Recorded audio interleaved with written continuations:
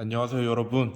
이제 불교에 대해서 같이 배워보도록 하겠습니다. 오늘은 불교의 첫 시간으로서 원시불교, 원시불교라고 하기도 하고 초기불교, 근본불교라고 하기도 하는데 우리가 알고 있는 석가모니가 말했던 불교가 원시불교입니다. 그 원시불교에 대해서 같이 알아보도록 합시다. 일단 불교가 어떻게 성립이 되는지 얘기를 먼저 하자면요. 일단 우리가 고타마 시타르타라는 사람이 있습니다.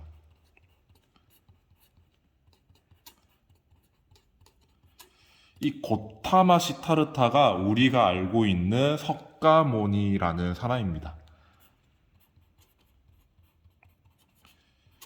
자, 이분은 인도 사람이고요. 기원전 6세기경에 이제 태어나셨습니다.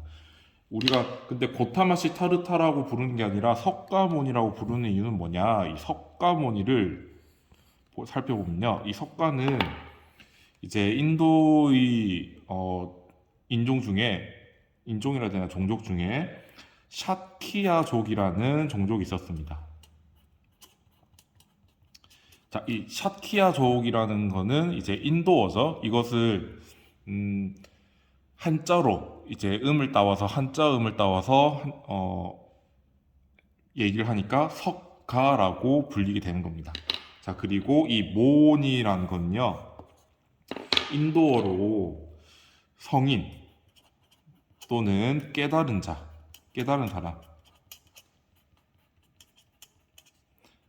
의미하는 무니라는 단어에서 나온 겁니다. 이것을 다시 한자어로 차음한 거죠. 자, 그래서 샤키야족이 깨달은 사람을 석가모니라고 한자로 부르는 거고 그 사람의 이름이 고타마 시타르타라고 생각하면 되겠습니다. 자, 이 고타마 시타르타가 언제 태어나냐면 얘기했듯이 기원전 6세기경에 태어났습니다. 자, 그 당시에 인도에는요, 카필라 성이라는 국가라 해야 될지 아니면 그냥 성이라고 해야 될지 뭐 정확하게 표현하기 좀 어려울 것 같은데 아무튼 카필라 성이 있었습니다. 이 당시에 이 카필라 성의 왕은 슈도다나라는 사람이었고 이 슈도다나라는 왕의 부인이 마야라는 분이셨습니다. 자, 그래서 이 두 분의 밑에서 이제 고타마 시타르타가 태어났다. 자, 한마디로 우리가 부르고 있는 석가모니는 태생이 왕자로서 태어났습니다. 자, 왕자로서 태어나다 보니까 뭐 얼마나 부유하고 부족함 없이 자랐겠어요. 그러던 중에 한 14세쯤인가? 14살쯤? 그때쯤에 왕이 같이 백성들이 어떻게 살아가고 있는지 같이 살피러 가자라고 해서 성 밖을 나가게 됩니다. 자, 그런데 성 밖을 나가 보니까 자기가 생활했던 거는 굉장히 부유하고 풍족한 삶이었는데 일반 백성들은 굉장히 고통스러운 삶을 살고 있는 광경들을 보게 됩니다. 자, 그때부터 고타마 시타르타는 인간의 삶은 왜 이렇게 고통스러운 것인지, 그 고통은 어디서부터 나오고, 이 고통으로부터 벗어나기 위해서는 우리가 어떻게 해야 되는지 고민하게 됩니다. 그래서 고통의 원인, 그리고 뭐라고 해야 될까? 탈피 방법 이런 것들을 고민하게 됐다. 자, 그 일반 백성들이 고통스러운 삶을 사는 모습을 보면서 계속 고통은 뭐 어디서부터 오는 것이고 그다음에 고통을 해결하기 위해서는 해소하기 위해서는 어떻게 해야 되는 것인가 고민하다가 결국에는 28살, 29살 뭐 그쯤에 이제 자신의 부인과 자신의 자식들을 버려두고 출가하게 됐습니다. 왕자라는 신분을 버리고 밖으로 나가서 수행을 하게 됩니다. 깨달음을 얻기 위해서. 자, 그래서 29세구나. 출가했고 이 출가하면서 인도의 전통 사상들을 공부하게 됩니다. 자, 그 당시 인도의 전통 사상에는 어떤 것들이 있었냐면 브라만교라는 종교가 있었고 또 육사외도라는 것이 있었는데 이 당시에 굉장히 유명했던 6명의 스승이 있었는데 그 사람들이 사상이라고 생각을 하면 됩니다. 자, 이런 것들을 비판적으로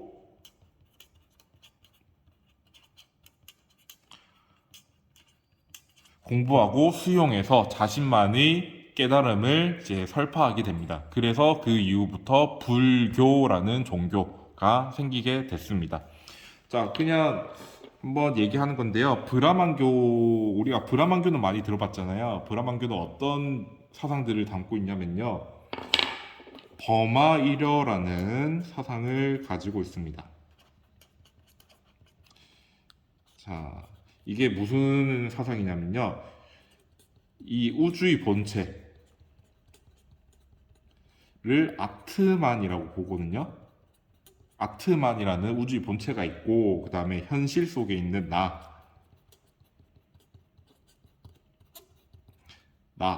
있는데, 이 우주의 본체와 나는 서로 다른 존재가 아니라 같은 존재라고 보는 사상이 버마이려 사상입니다. 그래서 한자로 이 아트만을 나중에 이제 브라만이라고 하거든요. 브라만이라 하고 그걸 한자로 바꾸니까 범이 됐고 나는 한자로 아라고 해석할 수 있죠. 그래서 아트만과 나는 다른 것이 아니라 하나로서 같다라고 보는 사상. 그리고 이 브라만교에는 업보설이라는 게 있었습니다. 업보설. 우리가 지금 살고 있는 이 현실 세상에서 좋은 일을 하거나 또는 나쁜 일을 할 때에는 그에 따른 업이라는 게 쌓입니다. 업. 자, 이 업을 내가 얼마나 쌓았느냐에 따라서 나중에 내가 늙어서든지 아니면 다음 그 세상에 태어났을 때 그거에 따른 보상을 받는다라고 보는 게 업보설입니다. 이거는 불교에서도 마찬가지로 이제 수용해서 생각하고 있는 거예요. 그리고 윤회설도 브라만교에서 나왔습니다. 자, 윤회설은 여러분들 많이 들어봤죠? 우리가 다음 세상에 다시 태어난다. 자, 그런데 업보설과 윤회설은 연결이 되어 있습니다. 내가 지금 살고 있는 이 생에서 좋은 일을 쌓았으면 다음 세상에서는 또 좋은 존재로 태어나는 것이고, 나쁜 일을 쌓으면 나쁜 존재로 태어나거나 또는 지옥으로 간다라는 생각이 이 윤회설입니다.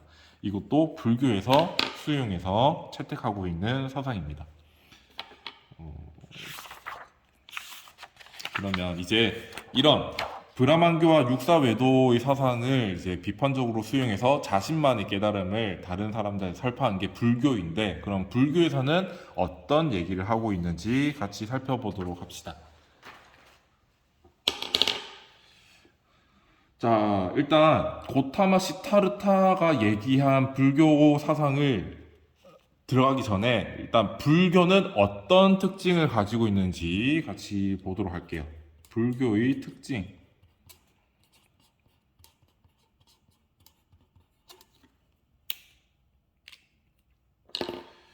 자, 불교에서는요, 일단 여러분들이 항상 불교를 공부할 때 항상 생각해야 되는 것이 뭐냐면요. 이 세상은 연기적 세계관을 가지고 있다. 자, 이 연기적 세계관이 뭐냐? 이 연기설이라는 주장 때문에 나오는 얘기인데, 우리가 어떤 결과가 만들어지기 위해서는 그 이전에 여러 가지 원인들과 조건들이 있어야 되죠. 그래서 연기설이란 모든 존재와 현상은 무수히 많은 원인, 자, 이것을 한자로 인이라고 부릅니다. 원인과 조건, 이 조건을 한자로 연이라고 부릅니다. 이 무수히 많은 원인과 조건에 의해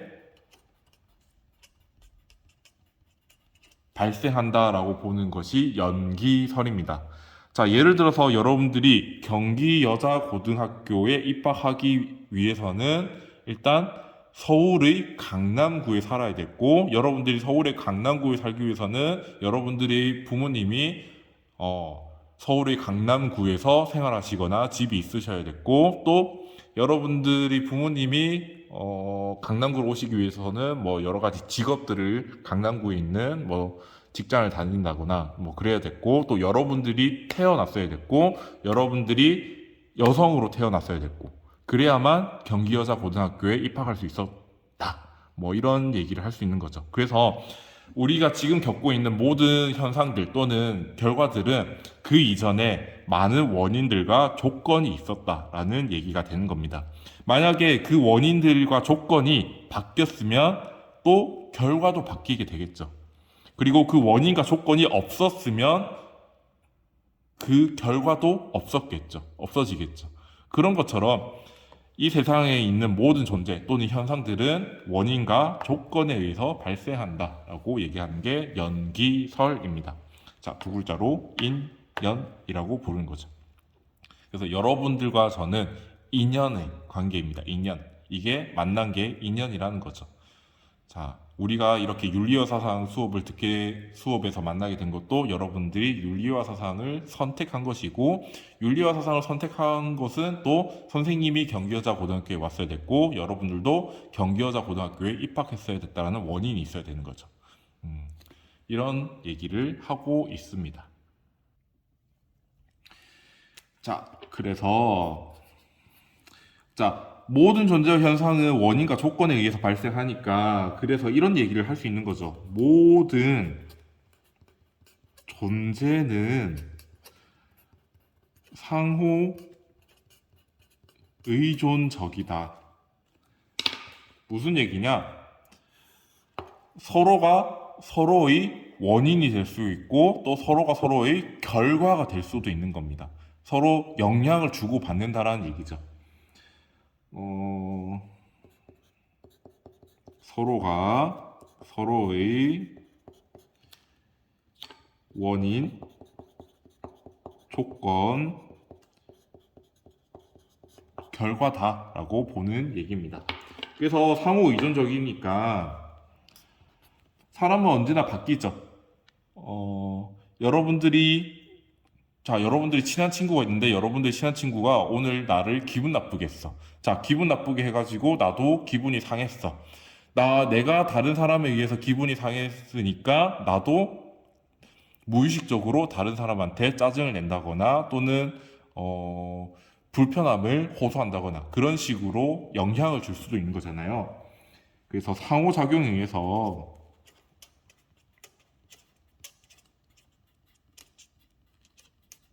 모든 것은 계속 변화하게 됩니다. 불교에서는요, 고정되어 있는 것이란 전혀 없다고 생각합니다. 항상 언제나 조금씩 바뀌고 있다라고 생각을 해요. 고정되거나 불변하는 것은 없습니다. 계속 변화한다. 자, 그렇다 보니까 우리가 고정된 실체나 또는 다른 존재가 없이 홀로 있을 수 있는 독립적인 실체, 이런 것들은 없다라고 생각을 해요. 자, 실체라는 건요, 철학적인 용어로 다른 존재가 없이 스스로 있을 수 있는 존재를 실체라고 부르거든요. 그래서 고정된 실체, 변하지 않는 실체라는 것은 없고, 독립적인 실체, 다른 존재의 영향을 받지 않고 홀로 있을 수 있는 실체란 없다라고 생각을 하는 겁니다. 자, 그런데 사람들은 이런 진리를 모르고 있어요. 모든 것은 서로 원인과 조건에 의해서 발생하고 서로 상호 의존적인 관계에 있다라는 것을 모르고 있어요. 고정된 실체란 없고 독립적인 실체란 없다라는 것을 모르고 있어요. 그렇기 때문에 우리는 무엇인가에 집착하고 이것이 영원할 거다, 이것이 나한테 항상 있을 거다라고 생각하는 그 집착, 잘못된 지식, 그런 것 때문에 사람들은 고통스러워하게 된다라고 생각합니다. 자, 그래서 우리가 이 연기설, 이 연기설을 연기의 법이라고 부르기도 합니다. 이 연기의 법을 이해할 때 우리가 고통으로부터 벗어나서 해탈하거나 열반에 들어갈 수 있다라고 생각합니다.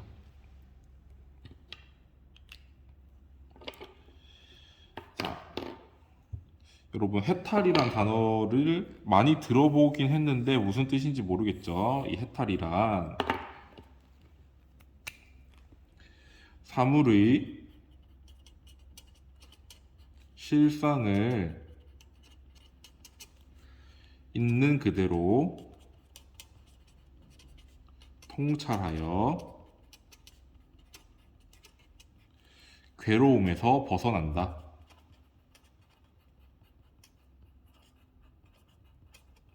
이런 의미가 해탈의 의미입니다. 자, 그리고 열반. 열반도 우리가 들어본 적은 있을 거예요, 여러분들. 그런데 정확히 무슨 뜻인지는 잘 모르겠죠. 모든 번뇌,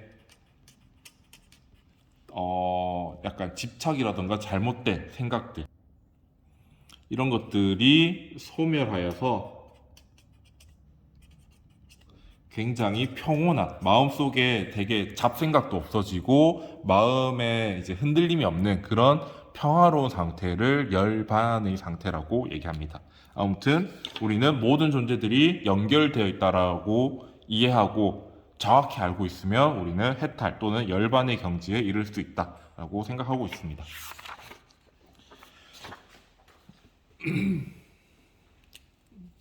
자, 두 번째. 불교의 특징으로서 두 번째 특징은요, 평등적 세계관입니다.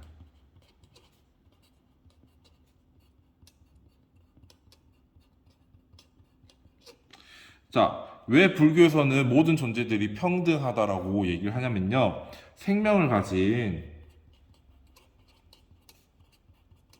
모든 존재들은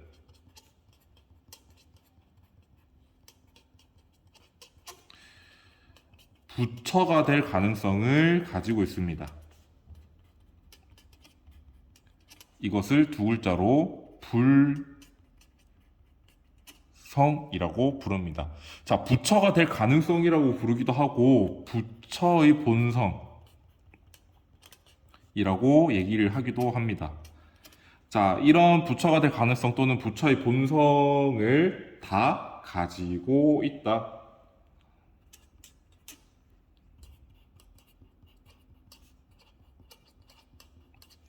자, 그래서 이러한 점에서 봤을 때 생명을 가진 모든 존재들은 인간이든 동물이든 식물이든 상관없이 다 부처가 될 수 있는 능력이 있으니까 이런 불성을 가지고 있으니까 평등하다라고 보고 있습니다. 자, 그래서 동물들도 부처가 될 수 있는 가능성이 있으니까 우리는 그 동물들을 함부로 대해서는 안 된다. 함부로 죽여서는 안 된다라고 생각을 하는 겁니다. 식물도 마찬가지. 식물도 생명을 가지고 있는 존재죠. 그래서 불성을 가지고 있는 것이고 평등하게 되게 자비를 베푸는 그런 모습을 보여줘야 된다라고 생각하고 있습니다. 자, 세 번째 특징. 자비의 실천을 강조한다.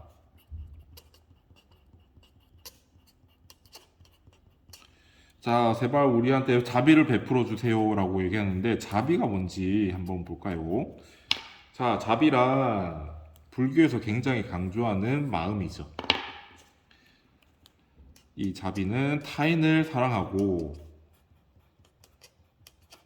또 타인의 고통을 연민하는 마음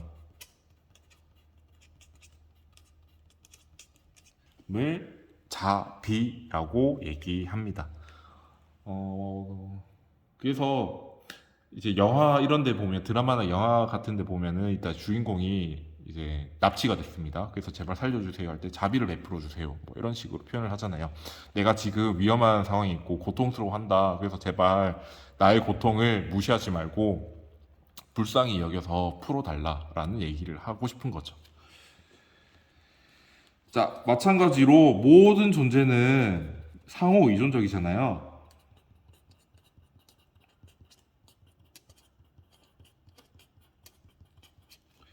자, 그러니까 너와 내가 항상 연결되어 있다라고 생각을 해야 됩니다. 그러니까 너와 내가 하나다라고 생각할 수 있는 거죠. 왜? 나는 다른 존재들한테 영향을 받는 것이고 또 내가 다른 존재들한테 영향을 줄 수도 있잖아요. 그런 생각을 하면 또 전체적인 입장에서 생각을 한다면 우리는 모두 결국에는 하나라고 생각할 수 있습니다. 그러니까 다른 존재들의 고통은 나와 별개의 것이 아니라 다른 존재의 고통도 나의 고통이라고 생각을 해야 돼요. 그럼 마찬가지. 자비를 실천해야 되는 거죠. 자, 네 번째. 좀 어려운 개념인데, 이 중도라는 개념이 나와 있습니다. 이 중도. 이 중도는 어떤 거냐면요. 우리가 항상 양극단에서 생각하는 습관이 있어요. 좋은 거 아니면 악한 거, 또는 죽는 거 아니면 사는 거, 뭐 이런 식으로 양극단의 입장에서 생각하는 경향이 있는데, 불교에서는 그런 양극단으로부터 벗어나라고 얘기를 합니다. 그래서 중도란 양극단의 어느 한쪽으로 치우치지 않는 것을 중도라고 얘기합니다. 자, 실제로 이제 석가모니는요, 이제 출가를 하고 이제 수행을 하게 되는데, 뭐, 출가하자마자 불교를 만든 건 아니에요. 뭐, 스스로 깨달음을 얻을 때까지 꽤 장시간이, 수행을 했었습니다. 그 중에 쾌락주의라는 수행을 한 적이 있어요. 자, 쾌락주의는 어떤 거냐면, 내가 지금 고통스럽잖아요. 이 고통스러운 상황으로부터 벗어나기 위해서 그냥 쾌락을 주는 모든 것들을 행해보는 겁니다. 뭐 약물에 빠져보기도 하고 또 다른 사람들을 비난하거나 또는 놀리거나 그런 식의 행동도 해보는 겁니다. 그냥 쾌락에 빠져서 사는 그런 수행을 한번 해봤어요. 그럼에도 불구하고 도저히 이것은 내가 생각하는 깨달음의 방법이 아니다라는 판단이 들었나 봐요. 그래서 이 쾌락주의는 바람직한 게 아니라고 생각이 들었습니다. 자, 그래서 쾌락주의를 버리고 고행주의라는 수행법을 선택을 해봅니다. 이 고행주의는 또 어떤 거냐면요. 우리가 좀 고통스러울 때 그 고통을 잊기 위해서 더 극심한, 지금 내가 겪고 있는 고통보다 더 심한 고통을 주는 수행을 해보는 게 고행주의입니다. 그래서 석가모니는 이 고행주의의 수행법도 한번 실천해 보는데 그럼에도 불구하고 고통으로부터 벗어날 수 없는 거예요. 지금 내가 고통스러운 삶을 살고 있지만 고통을 더 극심한 고통을 얻음으로써 고통을 잊는다? 이게 말이 되는 거냐고. 나는 고통으로부터 벗어나기 위해서 수행을 하는 것인데 결국엔 고통으로 고통을 잊는 것은 고통으로부터 벗어나지 못한다라는 생각이 드는 거잖아. 그래서 이 고행주의도 바람직한 게 아니다라고 생각이 들었죠. 그래서 우리는 이 쾌락주의라는 극단과 고행주의라는 극단으로부터 벗어나야 된다라고 생각이 들었다고 해요.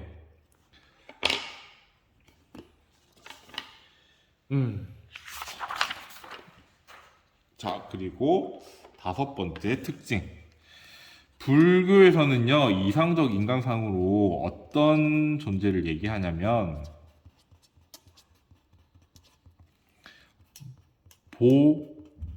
보살이라는 존재를 이상적 인간상으로 설정하고 있습니다.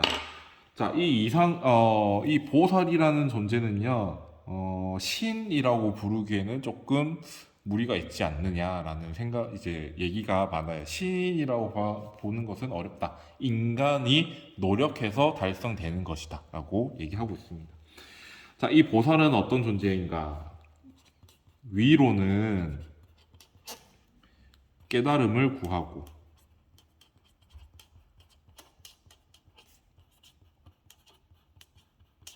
아래로는 중생.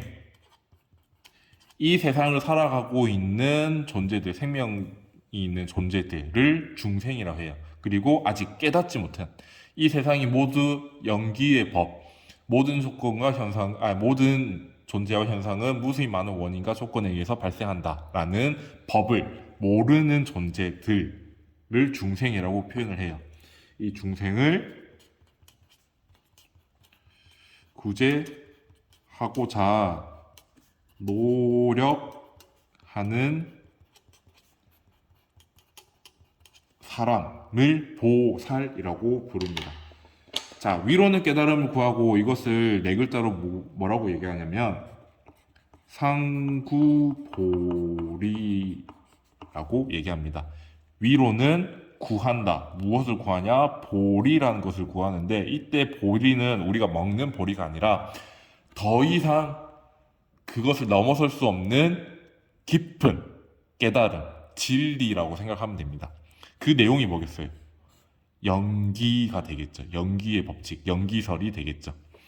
자, 그리고 아래로는 중생을 구제한다. 이것은 하화중생이라고 표현을 하기도 합니다. 그래서 나 자신을 위해서 내가 고통스러운 이 상태, 이 현상을 벗어나기 위해서 깨달음을 구하고 있고 이것은 나의 이익을 위한 거죠. 자, 그리고 아래로는 중생을 구제한다라는 얘기는 나의 이익이 아니라 다른 사람의 이익까지도 생각한다라는 얘기예요. 그래서 자리, 나의 이익을 추구하고 이타, 다른 사람도 이롭게 하는 사람이라고 생각하면 되겠습니다. 자, 그리고 이 보살이라는 존재는요, 시인과 같은 그런 존재의 힘을 빌려서 하는 것이 아니라 인간이 스스로 불교의 계율, 지켜야 할 규칙들이죠. 또 어떤 다양한 수행들을 통해서 될 수 있다라고 생각하고 있습니다. 자, 이렇게 큰 특징을 알아봤고 이제 진짜 석가모니, 우리가 알고 있는 석가모니가 얘기한 내용은 어떤 것이 있는지 같이 살펴보도록 합시다. 자, 초기 불교. 자, 지금부터 하는 내용은요, 우리가 불교가 끝날 때까지 계속 베이스로 남아 있는 겁니다. 뭐 나중에 이제 부파 불교니 대승 불교니 중국 불교의 뭐 화엄종, 뭐 천태종 이런 얘기를 하는데 다 다른 얘기를 하고 있는 것이 아니라 지금 얘기하는 내용들을 좀 더 구체화하거나 좀 더 심화한 것이지 지금 내용을 벗어나지 않습니다. 그것을 여러분들 꼭 꼭 기억을 했으면 좋겠습니다. 자, 초기 불교 석가모니가 가장 강조했던 것은 무엇이냐? 연기설이겠죠. 모든 존재와 현상은 무수히 많은 원인과 조건에 의해서 발생한다라는 얘기. 방금 앞에서 특징에서 했기 때문에 넘기도록 하겠습니다. 자, 그리고 두 번째. 사법인이라는 것이 나옵니다. 이 사법인이 뭐냐? 석가가 봤을 때 이 세상은 이런 모습을 가지고 있어에 대한 진리입니다. 세상의 참다운 모습에 대한 네 가지 진리. 자, 그러면 네 가지 진리니까 네 개가 나오겠죠. 자, 첫 번째. 재행무상이라는 말이 나옵니다. 자, 이 재행무상은 뭐냐? 세상의 모든 것은 끊임없이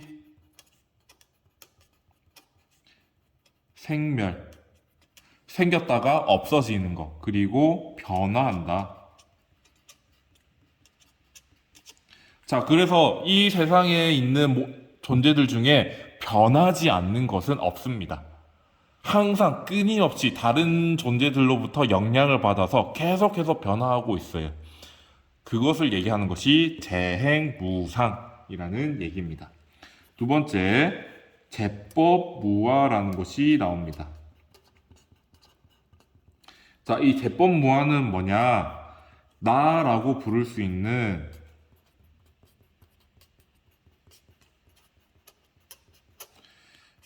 고정, 불변, 또 독립된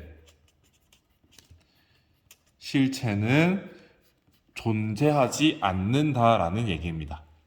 자, 많은 친구들이 재행무상과 제법무아가 선생님 헷갈려라고 얘기를 하고 있는데 어떤 차이점이 있느냐? 재행무상은 끊임없이 변화한다라는 얘기를 하는 것이고 이 제법무아는 나라는 존재는 독립되어 있지 않다라고 얘기하고 싶은 겁니다. 사실 완전히 다른 얘기를 하고 있다라고 보기는 좀 어렵고 연관성이 있는 얘기인데 조금의 차이점은 있다라는 거 여러분들 기억을 하면 좋을 것 같아요. 자, 세 번째, 일체계고. 자, 일체계고는 어떤 것이냐? 모든 존재는 끊임없이 변화하잖아요.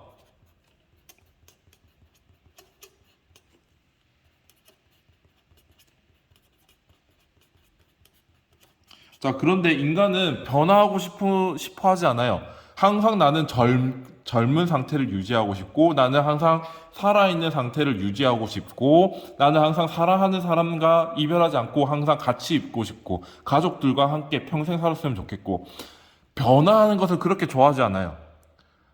근데 나의 의지와는 상관없이 모든 것들은 변화하고 있죠. 무엇 때문에? 연기의 법 때문에. 그리고 인간의 생명은 영원하게 유지되지 않습니다. 인간의 젊음은 항상 젊게 유지되지 않습니다. 변화하고 있어요. 그렇다 보니까 우리는 변화하지 않았으면 하는 것에 대해서 집착하게 됩니다. 자, 집착하다 보니까 어떻게 되냐? 결국 고통스러워진다라고 생각합니다. 그래서 모든 것은 결국엔 고통으로 나오게 된다. 고통이 된다라는 얘기. 자, 열반적정. 자, 우리가 많은 수양을 통해서 깨달음을 얻게 되면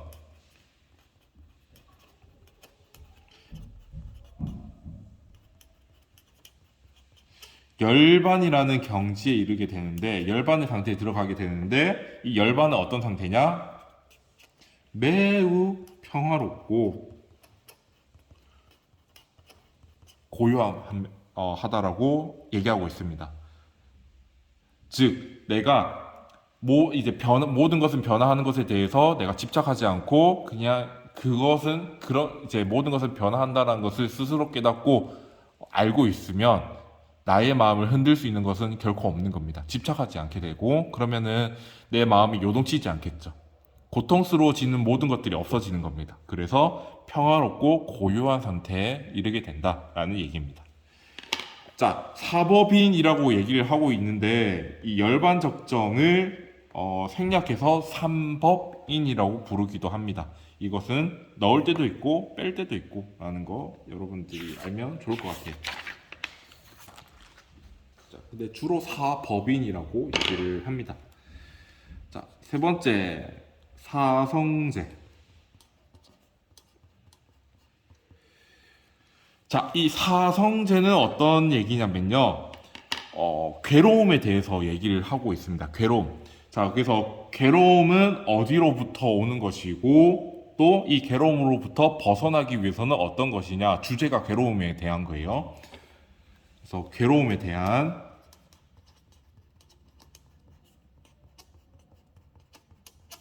네 가지 성스러운 진리가 사성제다. 자, 당연히 또 네 개가 나오겠죠. 자, 첫 번째로 나오는 게 고제입니다. 자, 이 고제는 괴로움 자체에 대한 진리.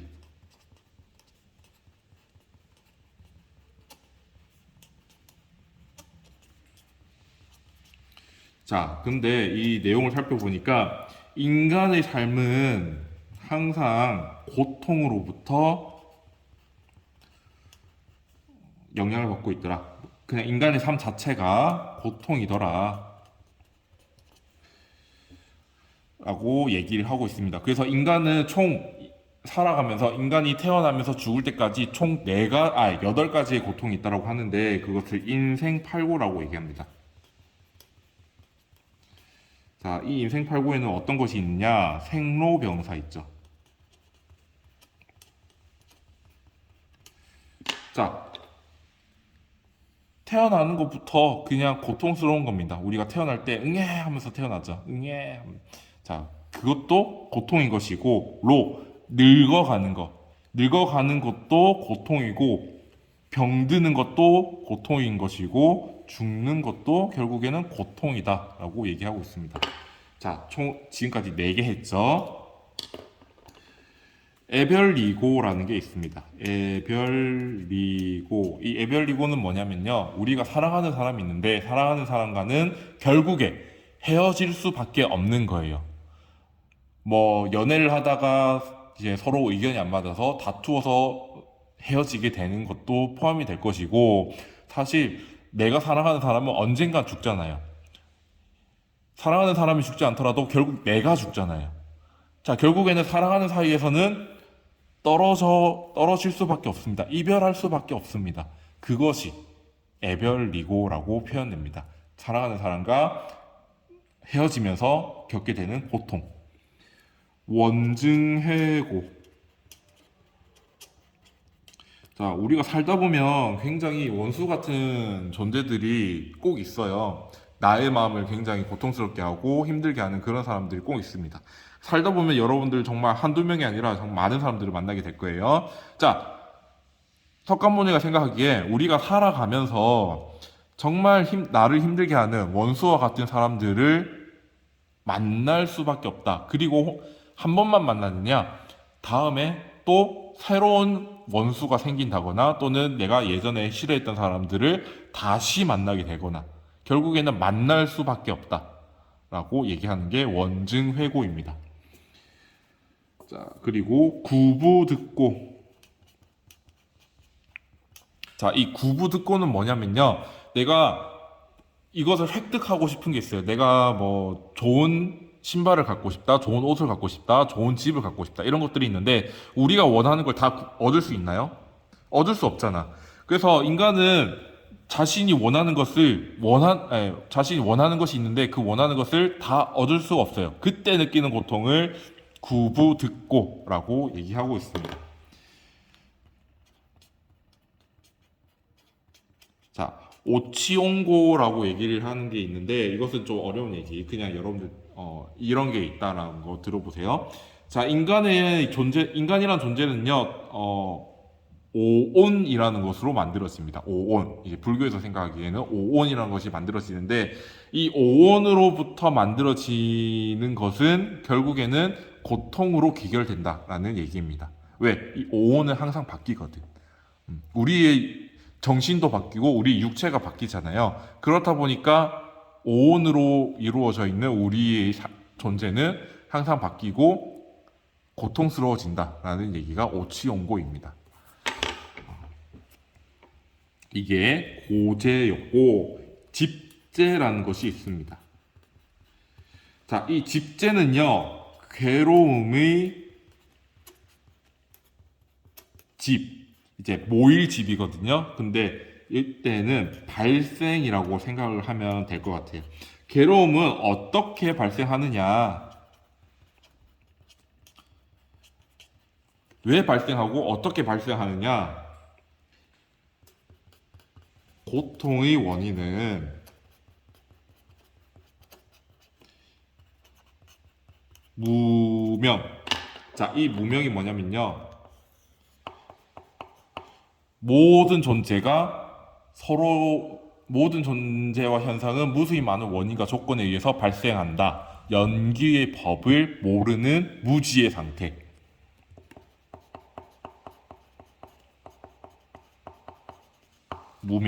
그 무지의 상태를 무명이라고 부릅니다. 또, 애욕.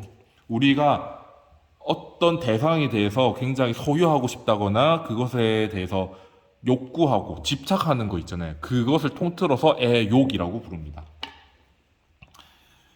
자, 그래서 다시 설명하자면 모든 존재가 무수히 많은 원인과 현상에 의해서 발생한다. 그리고 상호 의존적이라는 것을 모르는 상태. 또 뭐 어떤 것에 집착하는 것. 그것 때문에 우리는 고통스러워진다라고 얘기하는 게 집재입니다. 자, 그러면 이 고재와 집재의 관계는요, 이것도 연기의 설로 설명할 수 있습니다. 이 집재가 원인이 되어서 고재라는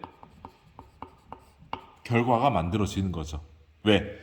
괴로움은 무명과 애욕 때문에 발생하는데, 그래서 우리 인간의 삶 자체가 고통으로 채워져 있다라고 얘기하게 되는 거니까요. 자, 세 번째. 멸제. 자, 이 멸제는 뭐냐면요. 괴로움의 소멸에 대한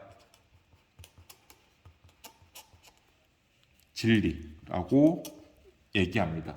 자, 그래서 우리가 무명과 애욕 때문에 고통스럽다라고 얘기했잖아요. 그러면 이걸 제거하면 되겠지. 그래서 제거를 했더니 어떻게 된다? 우리는 열반이라는 굉장히 고요하고 평화로운 상태로 들어가게 된다라는 얘기입니다. 그래서 무명과 애욕을 제거하면은 우리가 고통으로부터 벗어나게 되고 열반의 경지에 이르게 된다라는 얘기가 되겠죠. 네 번째, 도제라는 얘기가 나옵니다. 자, 이 도제는 괴로움의 소멸 방법에 대한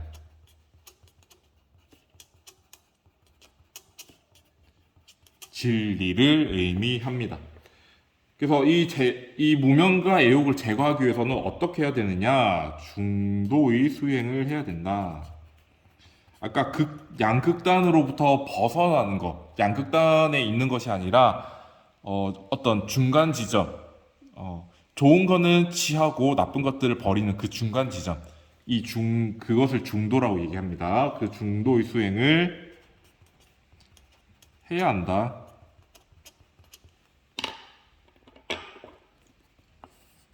자, 이 중도란 양극단에서 한쪽으로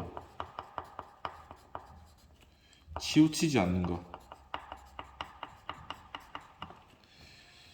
자, 여러분들 이거 기억을 하세요. 중도의 수행을 해야 되는데 구체적인 내용이 뭐냐? 이게 팔정도라는 것으로 제시가 됩니다. 팔정도. 여러분들 학습지 보면 팔정도가 나올 거예요.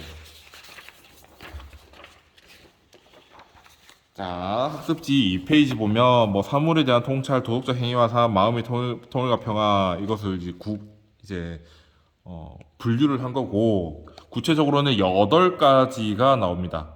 정견, 정사, 정어, 정업, 정명, 정정신, 정념, 정정 이렇게 8가지가 있는데 이 8가지를 수행을 해야 실천을 해야만 우리는 이 괴로움을 소멸시킬 수 있다라고 생각하는 거죠. 그래서 팔정도가 중요합니다. 자, 그러면 이 도제와 멸제도 원인과 결과로 설명할 수 있습니다. 당연히 소멸 방법을 실천하면 괴로움이 소멸되겠죠. 그래서 도제가 멸제의 원인이 되는 것이고 멸제는 도제의 결과가 되는 것이겠죠. 이런 관계로도 설명할 수 있습니다. 그래서 불교에서는 모든 내용들이 다 원인, 결과, 뭐 이렇게 설명이 될 수 있습니다.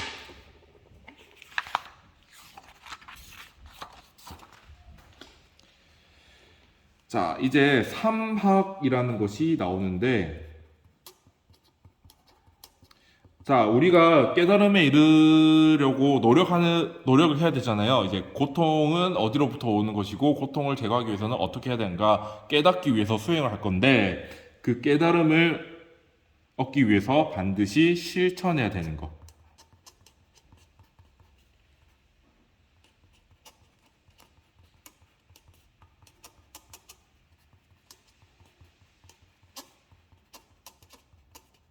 실천 항목이라고 얘기를 할 수 있습니다. 자, 첫 번째, 사막, 세 가지가 여기에 포함이 되어 있는데, 계라는 것이 있습니다. 이것은 계율이라고 생각을 하면 돼요. 자, 계율이란 무엇이냐? 우리가 그 종교 또는 집단에서 선택하고 있는 규칙 같은 거라고 생각을 하면 됩니다. 뭐 언제 일어나서 어떻게 해야 되고, 마음가짐은 어떻게 해야 되고, 거짓말하면 안 되고, 뭐 이런 식의 규칙들, 그런 것들을 얘기해요. 자, 이 계율을 지키면 당연히 우리가 몸 또는 마음에 좋은 습관이 만들어지겠죠. 이 습관이라는 게 굉장히 되게 무서운 거거든요. 나도 모르게 툭 튀어나오는 게 습관이거든요. 그래서 우리가 항상 계율을 지키다 보면 몸에 배어서 그 계율이 몸에 배어서 항상 몸가짐과 마음가짐이 좋은 쪽으로 나오게 되는 거겠죠. 두 번째, 정이라는 것이 있는데, 자, 이 정은요, 선정이라는 것입니다. 이 선정. 이 선정은 또 어떤 것이냐? 자, 어지럽게 흐트러진 마음을 한 곳에 모으는 수련 또는 그런 상태라고 생각을 하면 되겠습니다. 우리가 잡생각 같은 거 있잖아요. 나 저거 갖고 싶다. 또, 나 뭐 다른 사람들한테 좀 이쁨 받고 싶다. 또는 칭찬 받고 싶다. 명예를 얻고 싶다. 이런 것들. 다 근데 불교에서 봤을 때는 다 부질없는 것이고, 오히려 우리 인간을 고통스럽게 만드는 거거든요. 왜? 그런 명예 같은 것들은 다 언젠가는 없어지게 될 것이니까 영원한 건 없으니까 집착할 대상이 아닙니다. 자, 그래서 우리는 그렇게 어떤 다른 대상이 집착하게 되는 마음가짐들을 다시 내 마음 안속으로 불러오는 거죠.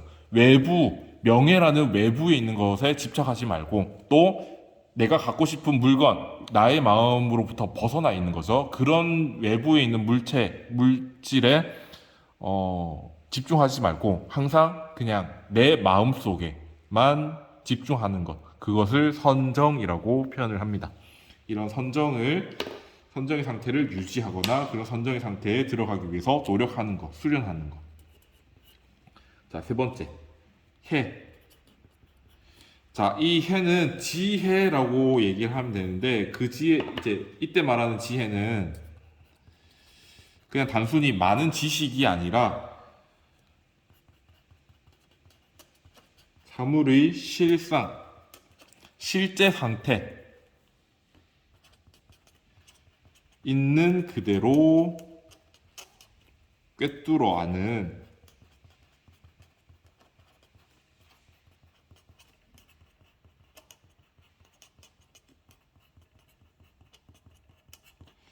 그런 지혜를 가지는 것을 얘기하는데 무슨 얘기냐면 아까 연기설 얘기했죠. 모든 존재들은 서로 원인과 조건, 결과가 될 수 있기 때문에 상호 의존적이고 연결되어 있다라고 얘기했습니다. 자, 사물의 실상이 어때요? 모든 존재는 상호 의존적이고 서로 영향을 주고받죠. 내가 다른 사람의 원인 또는 결과가 될 수 있는 겁니다. 그래서 그것을 알고자 하는 것, 그런 알을 알고 있는 것을 해라고 얘기합니다. 그래서 우리는 개정해, 이것을 실천해야만 우리는 깨달음을 얻을 수 있다라고 설명하고 있습니다. 자, 여기까지 내용이 근본 불교, 원시 불교, 초기 불교의 내용이고 지금은 인도에서 얘기하고 있습니다. 아직까지는 중국으로 넘어가지 않았어요. 인도에서 얘기를 하고 있는 거고, 이것을 베이스로 해서, 배경으로 해서 다음의 내용들이 얘기가 될 겁니다. 그러니까 여러분들 불교할 때는 이 내용들을 항상 머릿속에 가지고 있어야 돼요. 자, 그러면 오늘은 여기까지 하고 다음 시간에 같이 또 공부하도록 합시다. 고생했습니다. 안녕. 끝.